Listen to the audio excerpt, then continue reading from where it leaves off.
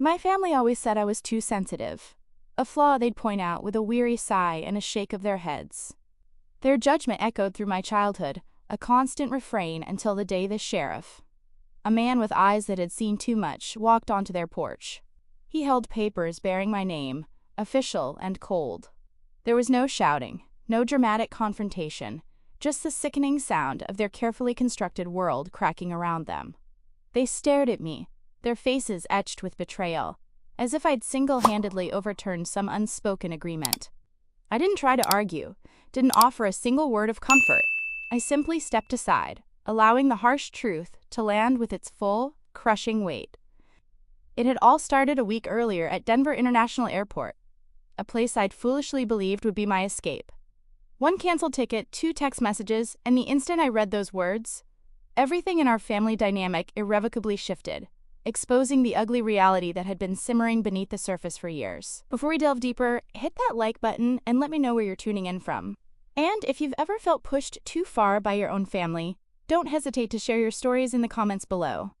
Let's remind each other that we're not alone in this. If you'd met me a few years back, you might have pegged me as coming from one of those boisterous, loving families that pack into diner booths on Sunday mornings, laughter and warmth radiating from their table. People often commented on my gentle features, suggesting I must have grown up surrounded by affection. I never bothered to correct them. It was far simpler than unraveling the complicated truth. My family cherished control above all else, a cold, hard reality that eclipsed any genuine love they might have been capable of. Growing up, my mother treated my older sister Leah like a rare, limited edition prize. Leah received the newest clothes, a meticulously decorated bedroom that looked like it belonged in a magazine, and framed photos that chronicled her every achievement, adorning every hallway. I, on the other hand, received lectures about the importance of gratitude, hand-me-downs from neighbors, and a spot on the floor during holidays when the chairs were reserved for guests. My father wasn't the one who actively ignited the flames of this family dysfunction, but he always stood close enough to bask in the heat. He'd offer a sly smirk, a dismissive shrug, or pretend he didn't hear the cutting remarks that stung the most. A subtle yet devastating way of choosing a side. By the time I finally escaped to college, I'd already been unceremoniously kicked out of that house twice, once for the grievous crime of talking back, another time simply because Leah didn't feel like sharing the bathroom. Winters near Denver possess a different kind of bite when you're standing outside with a trash bag full of your belongings at the tender age of 17. But surviving that harsh experience taught me a valuable lesson. If I wanted safety and security, I would have to build it myself, brick by lonely brick. So I did, quietly and meticulously. I worked my way through school, eagerly accepting every internship nobody else wanted, burying myself in financial planning textbooks late at night in a campus library that reeked of stale carpet and burnt microwave popcorn. Years later, when I finally moved into my small condo overlooking the lake, it wasn't glamorous by any means, but it was undeniably mine. The concierge greeted me by name, a simple gesture that held immense weight. And my son, only 6 years old and possessing a gentle spirit, finally had a bedroom where no one told him to stay out of the way. He's the only person in my life who has never made me feel like I was taking up too much space. My parents never understood that my carefully maintained distance wasn't an act of rebellion, but rather a shield of protection. Even after I established myself as a successful financial consultant, even after I purchased the condo and built a life from absolutely nothing, they continued to treat me like the backup child, the understudy waiting in the wings. Leah remained the star, the golden daughter with the perfect husband, the carefully curated social media feeds, the family who would bend over backward to fulfill her every whim. So, when I finally managed to save enough for a short trip, a tiny sliver of respite I'd rightfully earned, I didn't breathe a word to anyone. Not my mother, not my father, not even Leah. I craved a few days of quiet solitude, a sanctuary where no one could reach me, make demands of me, or diminish my worth. But secrets have a notoriously short lifespan in my family.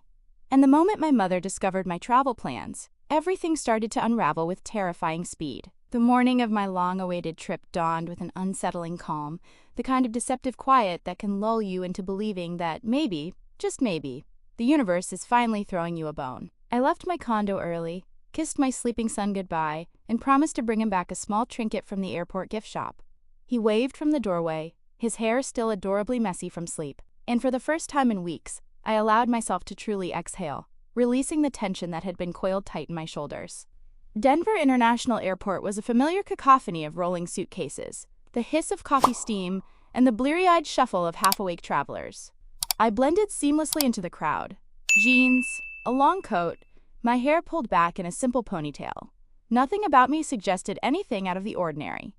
Nothing hinted at the fact that within a matter of minutes, everything I thought I knew about my family would shatter into a million jagged pieces. When I reached the check-in counter, I handed over my ID and confirmation code, already anticipating the blissful feeling of switching off my phone once I boarded the plane. The agent scanned my ticket, paused, then scanned it again, her brow furrowing in a way that I immediately recognized. It wasn't confusion, but rather discomfort, a subtle warning sign that something was terribly wrong. "Hold on, let me just check something," she said, her fingers tapping against her keyboard with increasing speed. A knot of anxiety tightened under my ribs. "Is something wrong?" She subtly angled the screen toward me, her expression tight with suppressed sympathy. "Your ticket shows as canceled. The refund was issued an hour ago." The word canceled struck me with the force of a dropped suitcase, heavy and unexpected. "No, that's not possible. I didn't cancel anything." "The refund went to a card ending in..." She hesitated, clearly uncomfortable, before finally finishing the sentence. 4,401. My stomach plummeted straight through the airport floor because I knew exactly who possessed that card. My mother. I thanked the agent, somehow managing to maintain a semblance of composure, and stepped aside. The terminal suddenly amplified louder, brighter, harsher. My phone buzzed the second I pulled it from my bag. A text preview lit up the screen. From Mom. "Have fun walking home. Loser." Nespera loser. She didn't even bother to dress it up in a joke or a half-hearted emoji. Just that single word, sharp and cutting as broken glass. Another buzz? From Dad. "Take a bus like you should. Hashtag living poor." I stared at the screen, the letters blurring as tears welled in my eyes. Travelers flowed around me like a relentless river, and for a disorienting second, I couldn't tell if I was standing still or drowning. It wasn't just the canceled ticket. It wasn't even the string of insults. It was the chilling clarity that accompanied them. The stark realization that my parents didn't simply treat me like a burden. They enjoyed it. They wanted me small, insignificant. They needed me small to elevate themselves. I stumbled out of the terminal into the biting cold air, directionless, knowing only that I couldn't remain there for another second. My fingers trembled as I opened a ride-sharing app, but before I could finish typing my address, a small white sedan pulled up beside me. The driver leaned out the window, his face creased with concern. "You all right?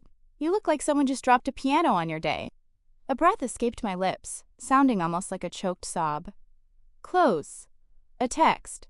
He nodded knowingly, his eyes suggesting he'd seen enough of life to read between the lines. "Hop in. I'm off shift. But you look like you need to be anywhere but here." I hesitated for only a heartbeat before sliding into the passenger seat. The car smelled faintly of pine and old leather, a comforting aroma in that moment of utter despair. He introduced himself as Harvey, a part-time driver who'd lived in Denver his whole life, and then he simply listened. No judgment, no interruptions. I found myself pouring out the entire story. The canceled ticket, the cruel texts, the years of swallowing down comments I should have screamed back at them. When we finally parked near a quiet city park, he rested his hands on the steering wheel, his gaze thoughtful. "You know," he said gently, "people pretend cruelty is love all the time. Doesn't make it true." I looked out through the windshield, watching the pale winter light flicker through the bare branches of the trees. I took out my phone again, but this time not to reread their hurtful words. I opened the folder I'd kept hidden for years, a folder labeled Options, Investments, Payments, and then, in smaller print, the trust deed. It contained records of every month they were late with rent on the house they didn't even know I owned. For the first time, I whispered to myself, the anger isn't swallowing me, it's sharpening me. When Harvey dropped me off near my building, the morning chill had intensified, the kind of cold that jolts you awake completely. I thanked him profusely, promised I'd be okay, and walked toward the entrance with the strange steadiness of someone whose mind had finally stopped spinning. The lobby of my condo was warm and quiet, humming faintly with the radiator's gentle breath. It felt like stepping into a different universe, a sanctuary where I didn't have to shrink to fit someone else's comfort zone. I hung up my coat, settled at my kitchen table, and opened my laptop. The folder labeled Options awaited me, a silent archive of the life my family had never bothered to inquire about. I clicked it open, and the screen filled with years' worth of documents, investment notes, property payments, the trust deed listing me as the sole owner of the house my parents had resided in for nearly 2 years. I scrolled slowly, inhaling the reality I'd meticulously constructed while they were busy dismissing me. Every page served as a potent reminder that I had achieved something extraordinary, entirely without their approval or permission. They mistakenly believed I lived a meager existence, driving an old car and wearing simple clothes. They never imagined I kept my life intentionally quiet to protect it from their corrosive influence. But the techs at the airport had made one thing devastatingly clear. Protecting myself wasn't enough anymore. I needed to protect my son from their reach. I needed to stop pretending that their cruelty was something I could simply outgrow. Memories rose unbidden, yet vivid and sharp. Leah, my sister, shoving me toward the door one bitterly cold winter night because her boyfriend didn't appreciate extra people around. My mother telling me to stop being so dramatic as I stood outside in the freezing temperatures with a backpack full of my belongings. My father handing Leah a wad of cash on her college move-in day, then turning to me with a stern lecture about earning things the right way. All those disparate moments coalesced into a single, simmering truth. I couldn't keep allowing them to chip away at me, piece by piece, and call it family. I opened another file, a set of audio recordings I'd captured the last time I stopped by their house to drop off a receipt. I hadn't initially intended to record anything. I'd simply tucked a small baby monitor into my bag because I didn't fully trust leaving my personal belongings unattended. But when I played the first clip, their voices filled my kitchen, cold and calculating. "She thinks she's better than us," my mother said, her voice laced with resentment. "Cancel it. Teach her a lesson." "She can take the bus," my father added, his tone dismissive. "She always acts like she's struggling. Maybe she should." Their laughter followed, light and casual, the way people talk about inconveniencing a stranger, not their own daughter. I leaned back in my chair, allowing the anger to settle, not hot and wild as before, but cold and precise. I wasn't going to engage in a shouting match, trading petty insults. I wasn't going to sink to their level of cruelty. I was going to wield the very thing they had consistently underestimated about me: preparation. By the afternoon, I had drafted 3 eviction notices, one for each adult residing in the house. I meticulously double-checked the lease terms, the payment history, the violation notes, every signature they had ever carelessly scrawled without bothering to read the fine print. Everything was airtight. As the sun began its descent behind the lake outside my window, painting the sky in muted hues of rose and gold, I slid the notices into a plain, unassuming envelope. My hands didn't tremble this time. For years, they'd told me I was too soft, too quiet, too willing to forgive. Maybe they were right. But softness isn't synonymous with weakness. Not when it finally chooses itself. I placed the envelope on my kitchen counter, took one steadying breath, and whispered to the empty room, "I'm not going back as their daughter. I'm going back as their landlord." 3 days after the airport debacle, I stood at the edge of my parents' walkway, my gaze fixed on the house I used to tiptoe through, perpetually trying to avoid causing a disturbance. The lawn hadn't been mowed in weeks. The porch light flickered erratically, casting long, dancing shadows. Leah's SUV was parked haphazardly in the driveway, as if she'd rushed inside, assuming someone else would inevitably take care of the mess for her. I tightened my coat around me, steeling myself, and walked up the steps. I didn't bother knocking. Instead, I turned the handle and stepped inside, the familiar scent of lemon cleaner and stale coffee assaulting my senses all at once. My mother was sprawled on the couch, mindlessly scrolling through her phone. My father was in the kitchen, assembling a sandwich with a practiced ease. Leah was perched at the island, filing her nails, radiating an air of bored entitlement in a house that wasn't even hers. My mother looked up first, her expression immediately sour. "Why are you here?" No greeting, no sign of concern, just pure, unadulterated irritation, as if I'd interrupted a crucial commercial break. My father didn't even glance up from his sandwich. "Shouldn't you be sulking somewhere?" "Heard your little trip fell apart," Leah smirked, tapping her nail file against the counter. "Yeah, thought you'd still be crying at the terminal. Guess the charity plane didn't leave without you." Their laughter, light and carelessly cruel, echoed through the open space. If they had bothered to look closely, they would have noticed that my posture had changed. My shoulders weren't hunched inward. My spine wasn't curved with years of subservience. My voice wasn't small and apologetic. I wasn't a guest in this house anymore. I set my bag down on the hardwood floor with a decisive thud, retrieved the plain envelope, and placed it on the counter directly in front of Leah. "What's that?" she asked, her eyebrow arched with suspicion. "Your notice," I said simply. "All of yours." My mother snorted derisively. "Notice for what? Eviction?" The room fell silent. Even the refrigerator's hum seemed to momentarily cease. I placed 3 identical papers in 3 different locations. One on the counter, one on the refrigerator door, and one on the bottom step of the staircase. My father stepped forward, ripping the one from the refrigerator door with a violent motion. "You don't own this house." "Oh, but I do." I reached into the envelope again and pulled out the trust deed, holding it up for them to see.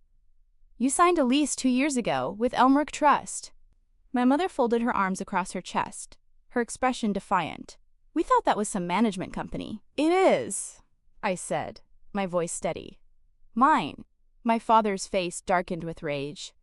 "This is ridiculous. You can't evict your own family." I tilted my head slightly, my gaze unwavering. "You already did, remember? Twice before I even turned 20. Leah rolled her eyes, dismissing me with a flick of her wrist. "You're being dramatic. You don't have the money to own a house." "Interesting theory," I said, my voice dripping with sarcasm. "Because the payments, the bills, the statements, and your signed lease all say otherwise." My mother stepped closer, her voice rising in pitch. "This is a joke. You think you can scare us with paper? We raised you." "No," I said, calmly, meeting her gaze without flinching. "You controlled me, you drained me, and you punished me for having a life you didn't approve of." My father threw the eviction notice onto the counter with a frustrated growl. "Even if this is real, you don't have grounds." I pressed play on my phone. The recording filled the kitchen. The very same conversation I'd listened to alone in my condo, the venomous words echoing with undeniable clarity. Mom's voice. "Cancel it. Teach her a lesson." Dad's voice. "She can take the bus. She's always so dramatic." Then their laughter, cold and dismissive. Leah stiffened, her eyes widening in alarm. "You recorded us?" "Yes, I did," I said, my voice ringing with newfound strength. "I recorded my property being occupied by tenants who violated their lease and used emotional abuse to control me." My mother's face drained of color, her carefully constructed facade crumbling before my eyes. "Turn that off." But the recording played on, their incriminating words echoing sharply against the tiled backsplash. Leah slammed her hand on the counter, her composure finally cracking. "You can't kick us out. I have kids. We're a family." "Exactly," I said, my voice laced with bitter irony. "A family you didn't think twice about putting above my son when you told him to sit on the floor last Christmas because he wasn't a real cousin." Leah opened her mouth to retort, but a new sound cut through the mounting tension. The chime of my phone, signaling a notification. Payment received from Leah Baxter. Leah lunged forward, her eyes blazing with fury. "You said the rent was delayed." "It was, unless you'd like to apologize for laughing when I fell down the stairs holding gifts for your children, fracturing my wrist in the process." Her jaw tightened, and she spat out, "You're unbelievable." "No," I said softly, my voice devoid of emotion. "I'm consistent." My father tried a different tactic, his voice pleading. "Where do you expect us to go?" "I gave you 60 days notice on paper," I said, my gaze unwavering. "You ignored it. You're 3 months behind on rent, and you sent me those texts." I met his eyes, unflinching. "If a landlord received those kinds of messages from a tenant, you know exactly what would happen." "You're punishing us for one joke," Leah snapped, desperately trying to salvage the situation. "That wasn't a joke," I said, my voice low and steady. "It was a confession." My mother grabbed the counter for balance, her face pale with shock. "Lucia, be reasonable." "Reasonable," I repeated, the word laced with disbelief. "You canceled my ticket. You called me a loser. You told me to walk home, and you enjoyed it." My father's voice cracked, the first sign of genuine emotion I'd seen from him in years. "You're really doing this?" I opened the envelope one last time, retrieved the final sheet, and placed it in the center of the island. Their faces went ashen when I slid that paper across the counter. It was the formal notice of enforcement, the document that authorized the sheriff to act. "This," I said, my voice devoid of any trace of hesitation, "is already filed. You have 3 days." My mother shook her head, tears welling in her eyes. Not tears of remorse, but tears of raw panic. We didn't mean to hurt you." "Yes," I said quietly. "You did. You just never expected consequences." Leah looked around the room, suddenly small and vulnerable in the house she had always treated like her personal kingdom. "What are you trying to prove? That I matter?" I said, "That matter, and that my son deserves better than watching his mother get treated like an unpaid servant." My father threw his hands up in the air, his face a mask of disbelief. "Unbelievable!" I picked up my bag, slinging it over my shoulder. 3 days. The sheriff will handle the rest."